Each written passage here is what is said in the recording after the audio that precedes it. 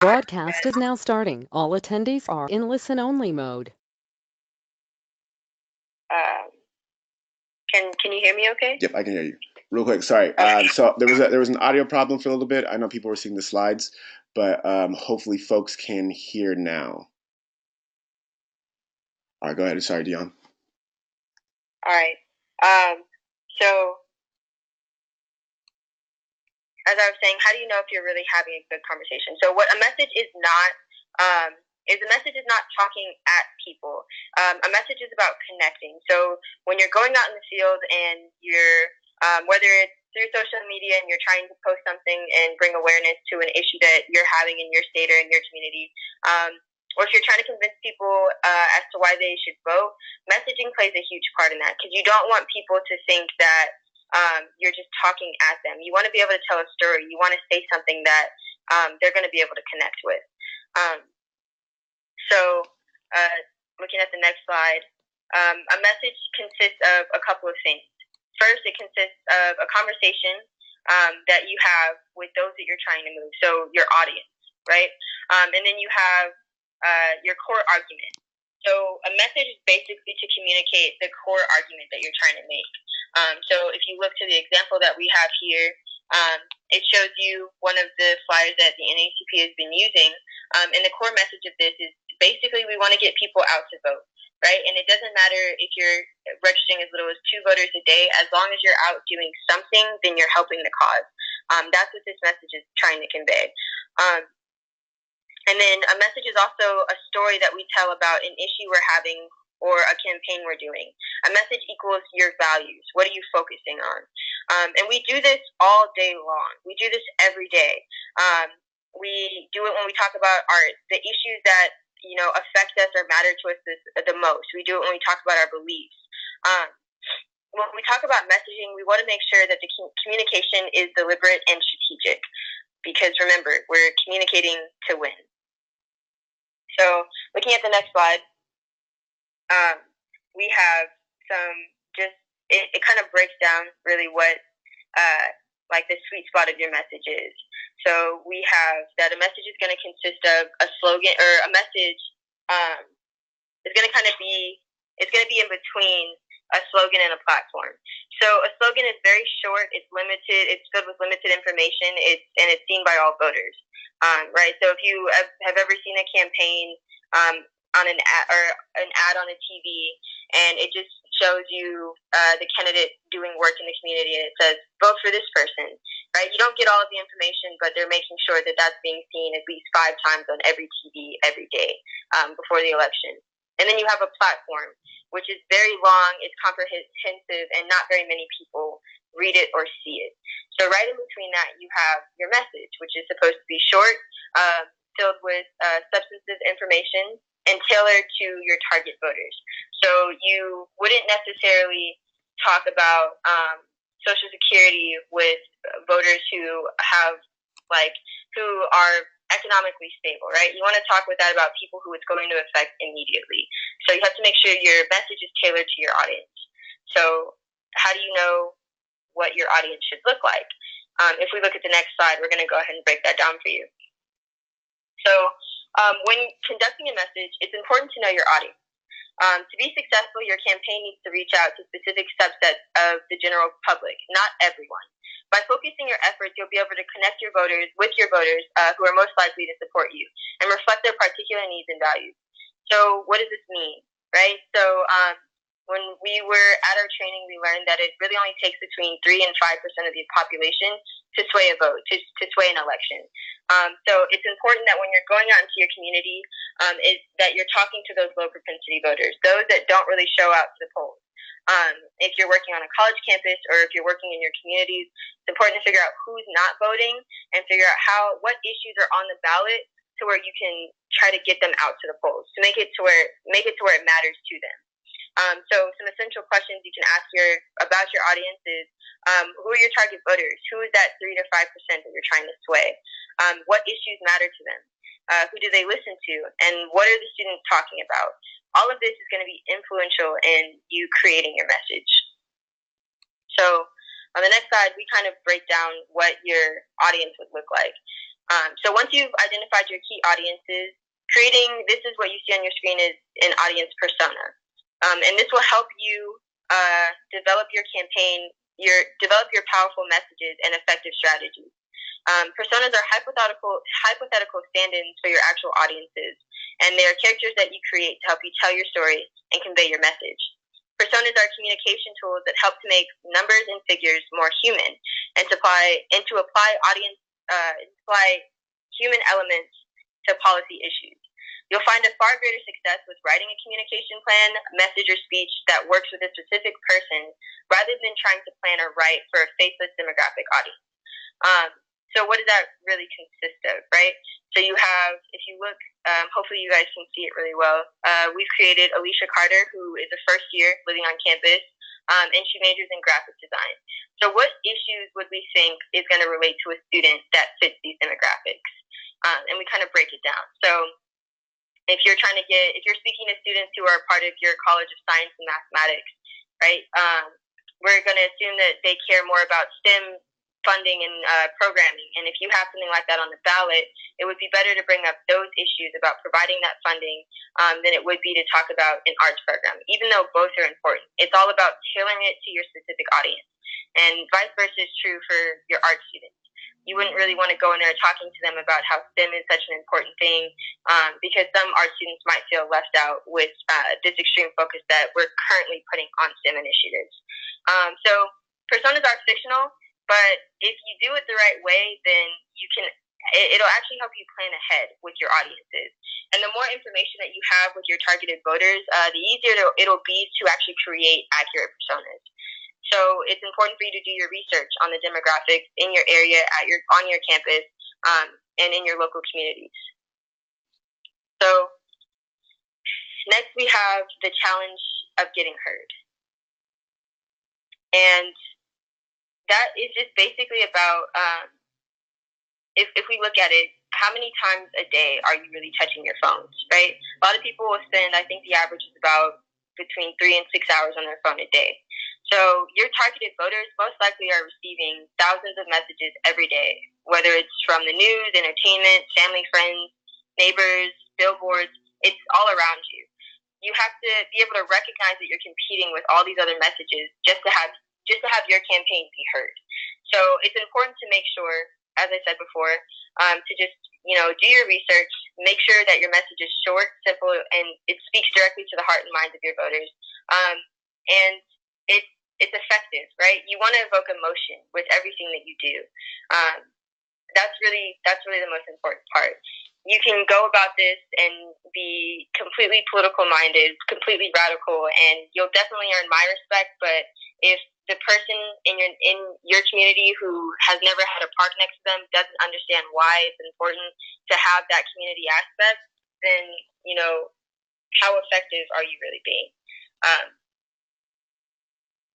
And that is going to take us into the next section. Thank you, Dion. And so what we're going to do next is we're going to actually talk about effective messaging. But really quickly, if you have any questions about what we've covered so far, I know maybe a couple people were missing the audio at the beginning a little bit. I'm sorry about that. But feel free to drop a question below in the question box.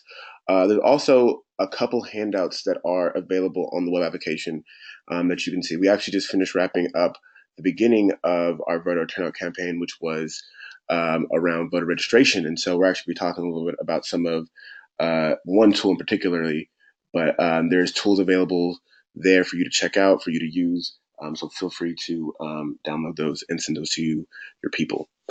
So when we're talking about effective messaging, there's a couple tests that we look at in particularly that are very helpful in thinking about what makes an effective message. And Dion, if you see anything that you want to jump in on too and speak on as well, definitely feel free to do that. But the first test is something called a PSA. So what a PSA does, right, it stands for Problem, Solution, Ask. When you do a PSA, you give it a small introduction. You make sure that you're posing a problem, right? So what is a problem that you are posing to people about elections, or maybe there's a campus issue or something, whatever you're advocating for in the moment, right, in your campaign, what is the problem? Then you want to present a solution. Like what do you believe the solution or the answer to do to address this issue is? And then from that, you want to make sure you have a concrete ask. So what are you asking people to do, right? So what is the problem? What is the solution? And what is the next step or the ask that you're going to be asking people to contribute for this for your campaign? And with this, it's also important to note that your problem is going to be the thing that starts in your communities, right? So when you're sitting down talking with your friends about how disgusting the lunch food is in high school, that's your problem. Your solution would be increasing funding for your local lunch program, and then the ask comes in. The ask comes in, and you actually going out and partnering with people, seeing if they have the same issues, working with your local government, and really coming up with your solution. Thank you so much for that. So after you do your problem ask, you want to make sure that you're listening, you're thanking people, and you're following up afterwards. But another test that we are thinking about, or that we want to think about, is something called CCRC, or making sure your message is credible, that it is concise, and that it's relevant, and that it is compelling. So what does it mean for it to be credible, right? It means that who are you, right? Like, who are you from? Like, where are you from? What organization are you repping? And why are you here today? You want to make sure that it's concise, right? So keep it short. It should be no more than 5 to 10 minutes. And then you want to make sure it's relevant, right? How do you make sure that you have enough energy, or you're being creative and thinking about how you are engaging your audience, right? So making it a relevant issue, or talking about a relevant issue to students or people that you are working with, or community members, that touches them, right? That really pulls at their heart. And then you want to make sure it's compelling, right? That you have something that's going to move people to action, right? Like, what are you asking to do, and how can they get involved?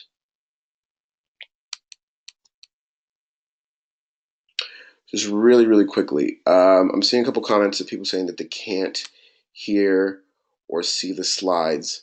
I'm going to give it another minute or so. But if people can't see, can you please drop a question? Let me know what's going on. I'm going to fiddle with the audio a little bit to make sure that folks can hear.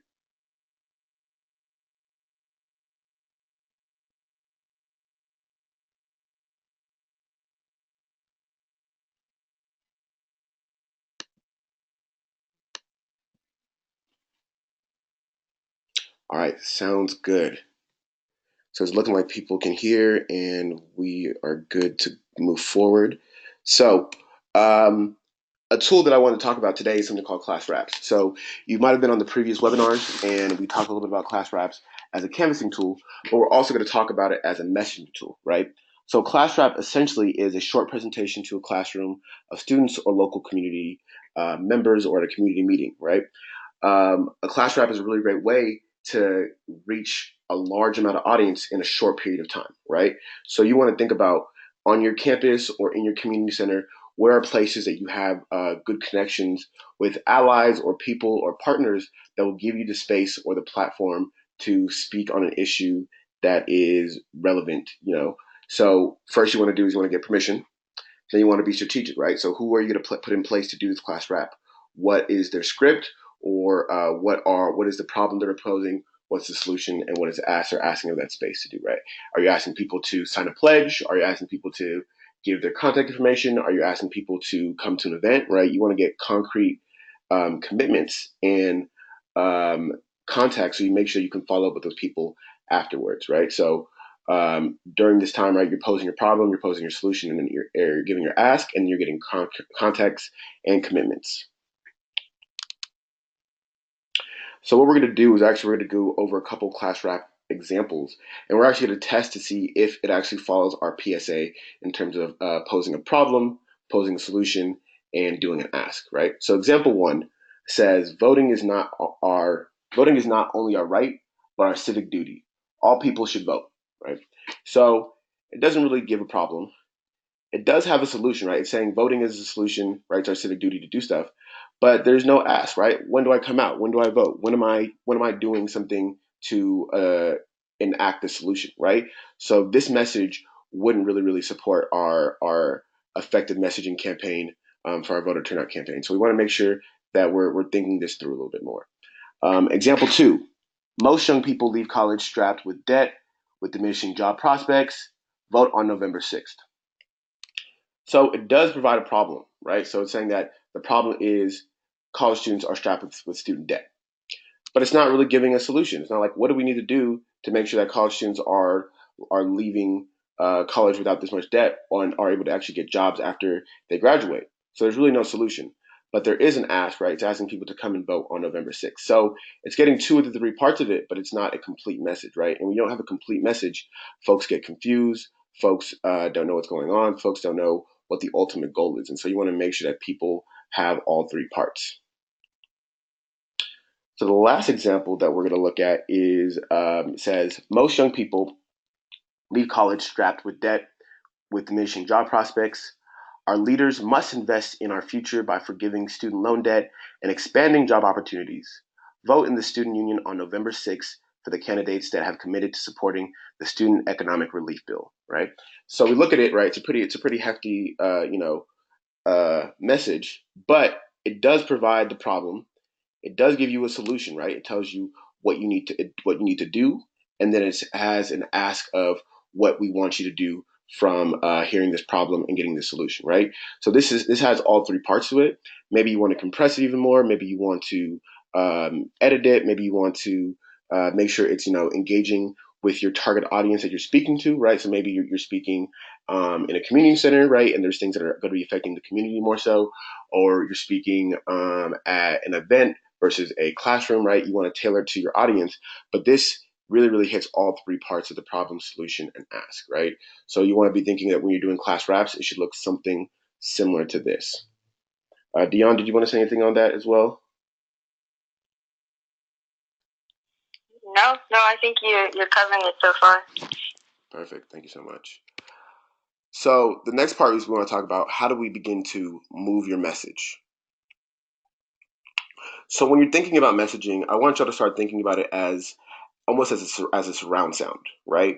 When you're messaging, what is key for messaging is having repetition, repetition, repetition, right?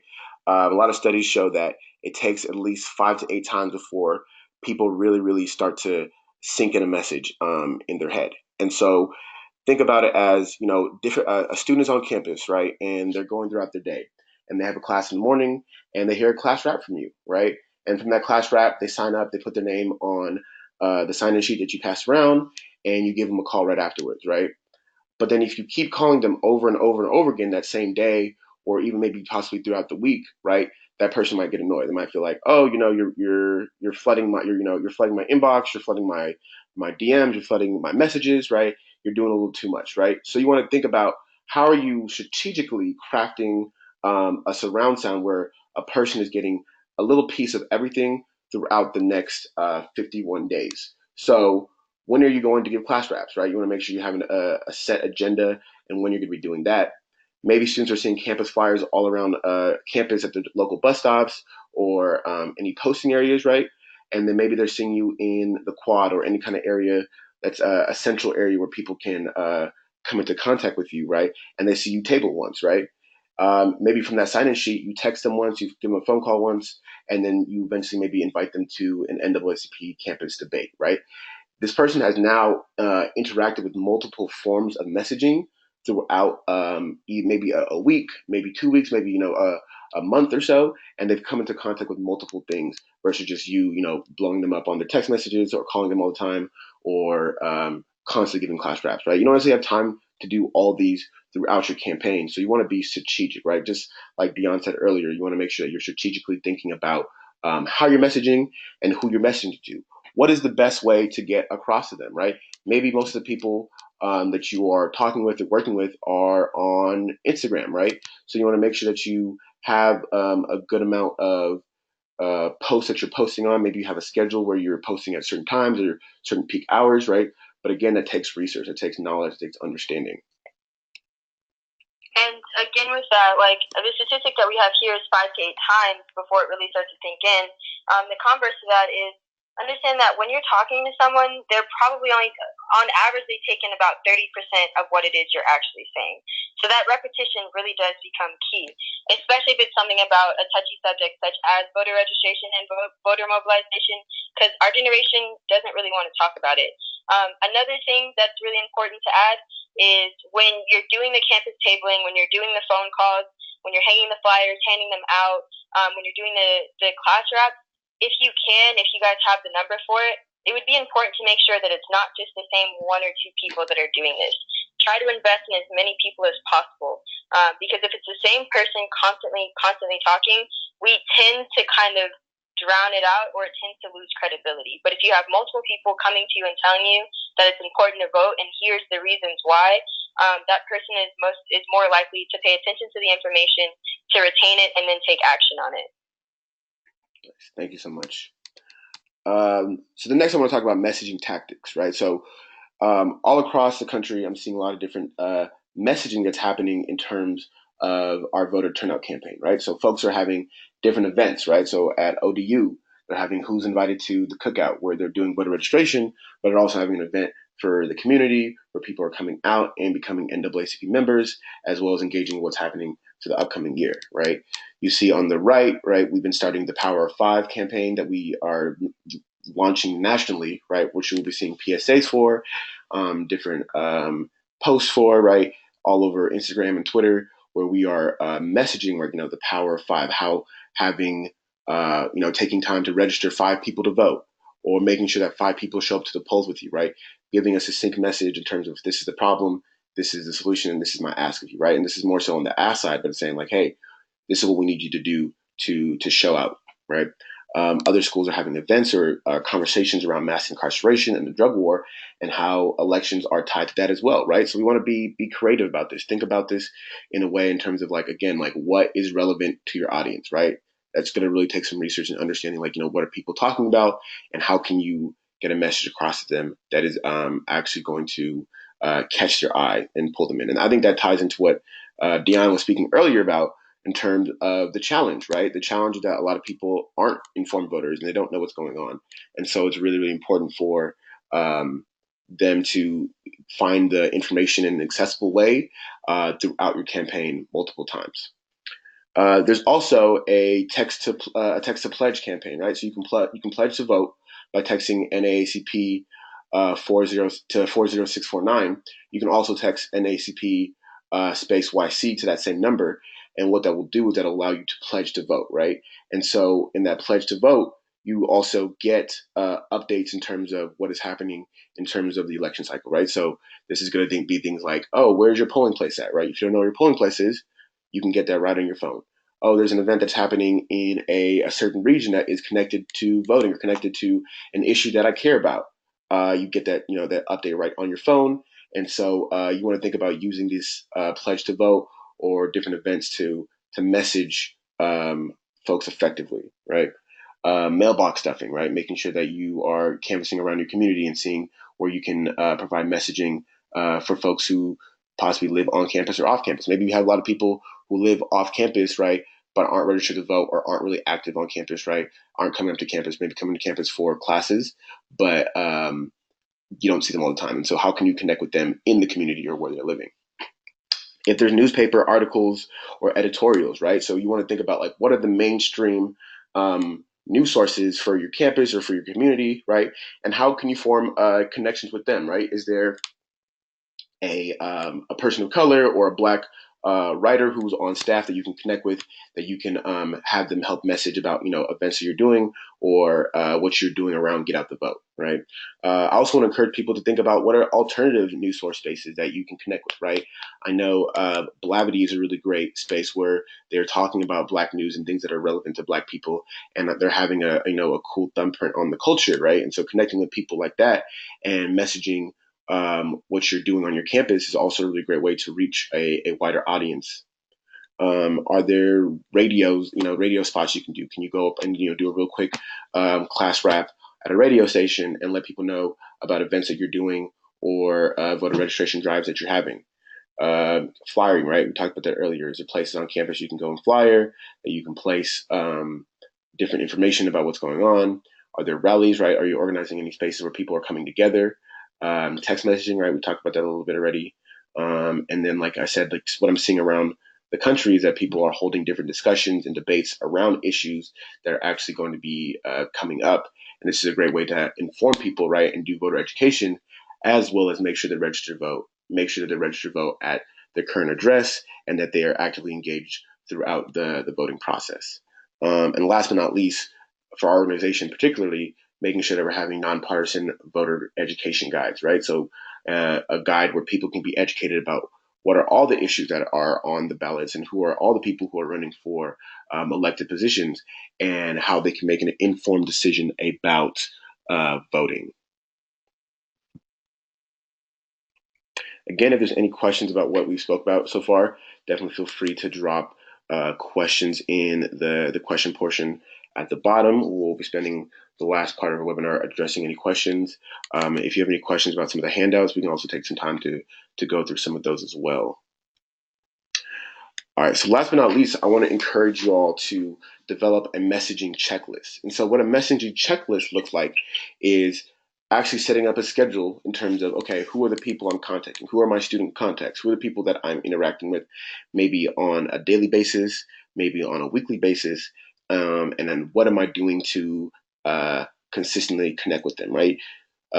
Here at the Youth and College Division, we have a listserv, right? So hopefully everybody who is on this call is also on our listserv.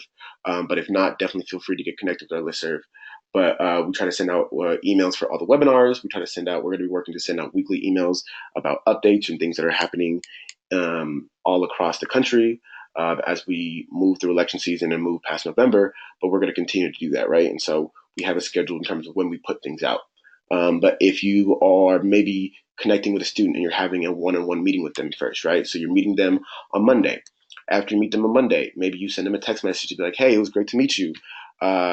Would you be down to be on our listserv that we have so you can get updated about things that are going on with our NAACP unit? And they're like, oh, all right, we'll do that. So they're on the listserv. They get an email from you probably the next day. And then maybe on Thursday or Friday, you do a follow-up phone call with them just to see how they're doing and to constantly kind of keep them engaged, right? Maybe you invite them on the weekend to an event that you're having so that they have literally been contacted about 4 times throughout the week, right? So not in one day, but throughout the week, they've been contacted 4 times and given the opportunity to learn deeper about what you're doing and the messaging that you are coming across. So a messaging checklist would be super, super helpful. Go ahead, Dion. I was just going to say, with this, I always like to stress, like, this is not something that you have to do alone. So if you are representing your unit here by yourself, or if there's 1 or 2 of you, don't be afraid to reach out to those that are a part of your unit and invest in the help of your general body members. That is what the NAACP is all about, is voter mobilization, and that includes the members of your unit. So I know that this may seem like a lot to do in between classes and homework and jobs and working and all that, but this is not a single person job. This is for everybody a part of your unit and anybody in the community who wants to be involved. Nice. Thank you so much for that. So we are actually finishing up a little bit earlier than I expected, which is all right. We went through a lot of information, but real quick, if you have any questions, right now we're going to get into our question and answer portion. I know there's a couple folks who want to speak on some things and have some questions, and so actually what we're going to try on this webinar tonight is, if you are on the online application, I can see people's hands are raised, and I actually can unmute some folks if folks would like to speak a little bit and talk on some questions that they're having. And so if you want to raise your hand, I can unmute you real quickly and we can speak a little bit so that everyone can hear in terms of what are the things that folks are doing around the country and how we can resolve this.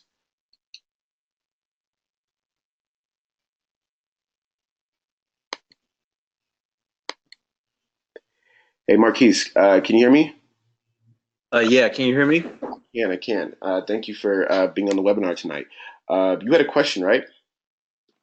Well, it wasn't necessarily a question. I don't know if everyone is familiar with the Memorandum of Understanding that the National NAACP has with the National Panhellenic Council, which consists of the Divine Nine Greek organizations. One of the things that we're working on in Mississippi per campus is to make sure that the NAACP is partnering with the National Panhellenic Council. In our Memorandum of Understanding, there are efforts that the Divine Nine and NAACP has made to ensure that we work together on civic engagement and other strategic initiatives, as well as making sure that we are registering people and educating people about this upcoming election to make sure that we not only have our communities registered to vote and going out to vote on November 6th, but to also make sure that our members in our organizations are also registered. A lot of times we see different organizations doing the same work and we're going in different directions. And so it will be beneficial for us to partner together instead of trying to recreate the wheel. And so, of course, we do have a national memorandum of understanding, and there's a document that has been released, which I found is an easier way to connect with the National Panhellenic Council, wherever you're located, to make sure that you can kind of push the Divine Nine to partner with you and make sure that you all are getting people registered to vote even faster. Nice. Thank you so much, Keith, for that information. And I think what he's also speaking to, right, is coalition building, right? And so when we're talking about starting this voter turnout campaign, building coalition is very, very important. You know, people who are working towards the same goals, right? How can you divide up the work and making sure that you have multiple hands, right? You know, as they say, many hands make light work. And so how can we have many hands? All right. I see.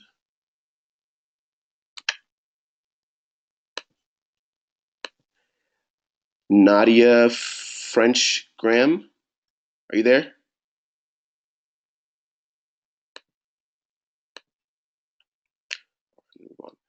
Let's see.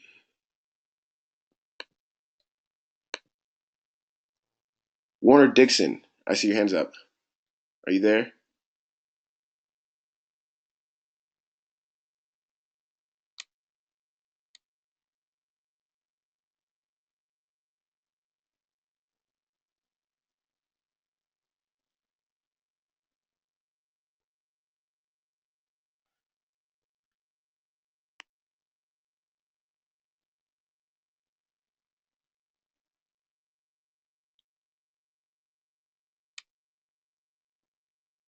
So I'm not seeing any more hands go up right now, but if folks have any questions about what's being covered. Warner Dixon, are you there?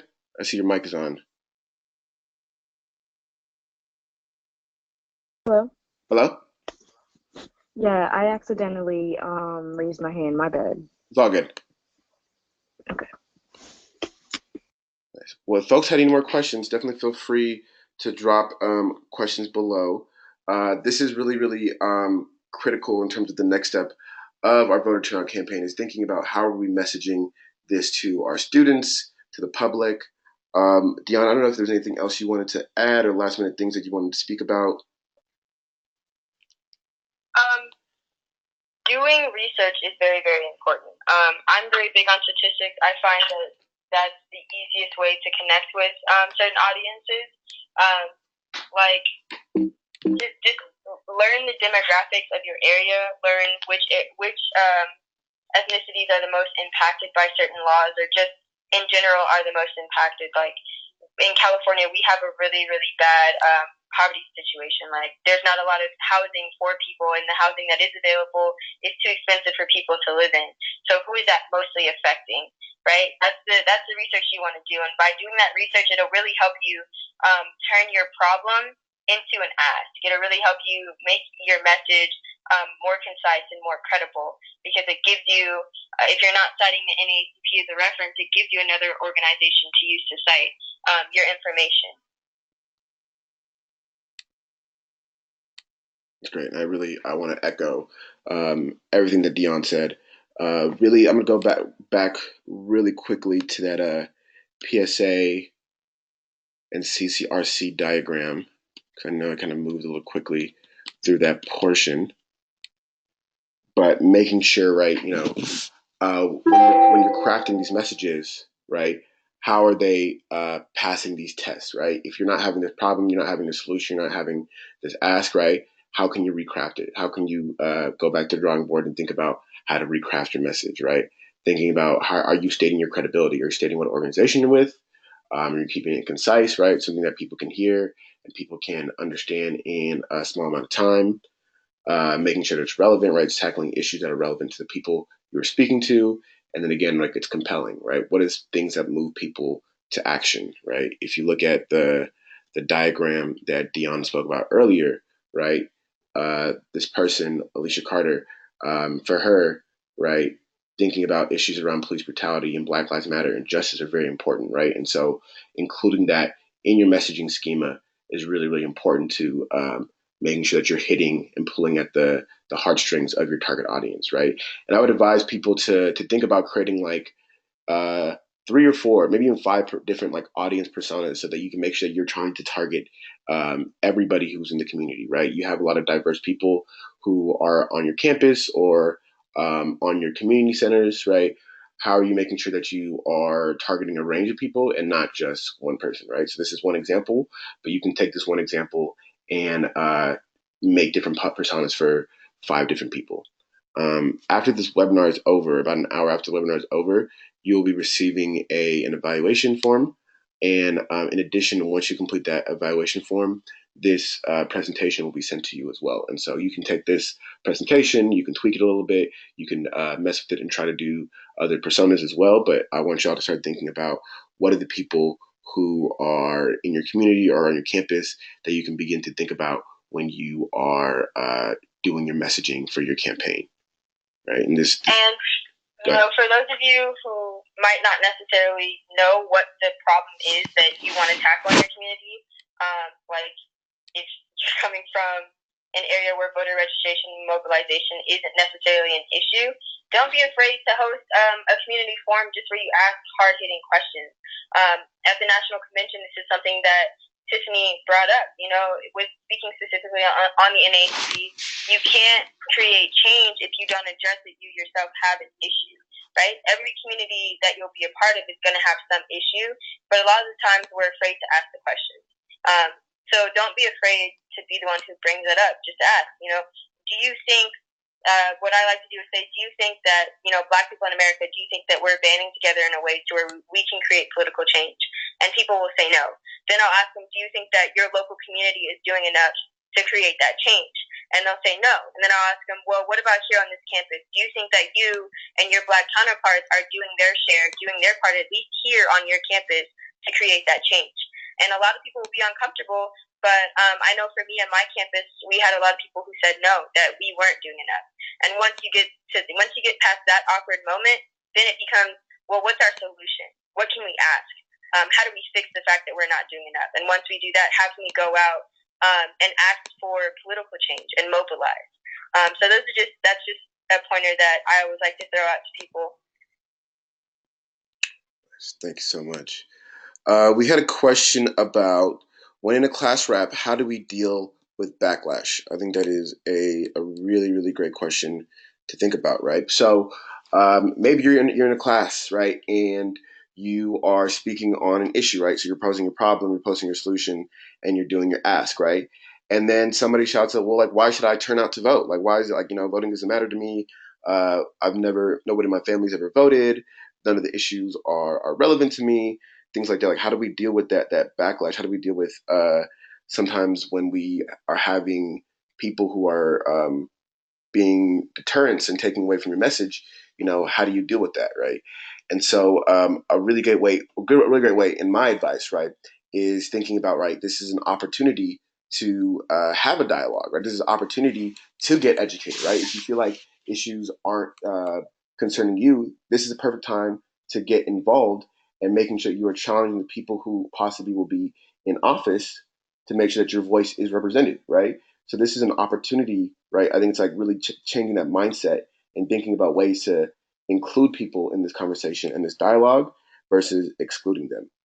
Did you have any advice, Dion, about how to deal with backlash, or have you had an experience where you've done a class rap or some kind of announcement and you've gotten some backlash from that? Yeah, and the advice that I would give is, do your research. Do your research on your area. Look up statistics that, relate to you and what it is you're talking about that relate to your audience. Like, I know for me specifically, Fresno County, the area that I'm in, on our ballot coming up in November, we're going to have 3 specific initiatives on there. The first one is statewide for California, which is going to increase funding for low-income housing to provide housing for those people I was speaking on earlier who can't afford to live in there, who can't afford to live in that, who live in houses generally. We have a housing problem, right? And then locally, we're also looking at adding marijuana, adding taxable sales of marijuana to our community, and increasing funding for parks. So when I bring that up, a lot of people here in Fresno, if you're growing up on the west side, you didn't grow up near a park. So if I bring that up to you, if I speak on marijuana, because this is a college-going population, those are going to be things that interest people. And then I double it back. I would double it back by bringing up the fact that 28% of people between the ages of 18 and 29, only 28% have committed to voting, right? So with only 28% versus like 79% of people between the ages of 40 and 60, those are the people who are really going to be deciding to vote. If you don't mobilize and go out and enact change and use your voice to add to the count, then we might not be able to pass that issue regarding marijuana, or we might not be able to pass the issue of creating equal housing opportunities for low-income families, because we might be going up against people who just don't see it as a necessity because they're not surrounded by people who are homeless, right? So if you look up information, find a way to connect it to your audience, do your research on what's actually on the ballot and the statistics in your specific area, I feel like that's the best way to really relate to people. And, sometimes it's okay to understand that some people just won't be receptive to your message. And when that happens, you just have to be willing to respectfully disagree, still offer some form of contact in case they want to reach out to you later, and try to be as cordial and as respectful with the situation as possible. Nice. I got another question. It's more not necessarily a question, but kind of a suggestion for folks, right?